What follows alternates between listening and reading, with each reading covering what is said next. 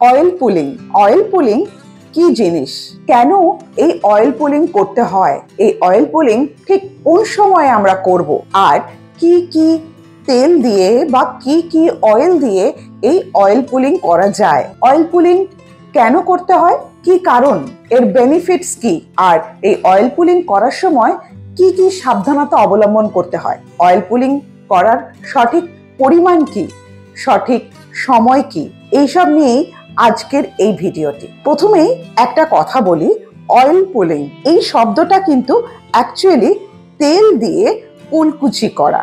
আজকে বাংলায় যদি আমরা বলতে চাই তাহলে বলবো যে অয়েল পুলিং মানে হচ্ছে তেল দিয়ে কুলকুচি করা। কিন্তু এই অয়েল পুলিং বা এই তেল দিয়ে কুলকুচি কেন করতে হয়? অয়েল পুলিং ভীষণ ভীষণ একটা ইম্পর্টেন্ট জিনিস যা আমাদের শরীরকে সতেজ রাখতে কাজে দেয়। অয়েল পুলিং ভীষণ ভীষণ একটা ইম্পর্টেন্ট জিনিস যা আমাদের শরীরকে সতেজ রাখতে কাজে দেয়।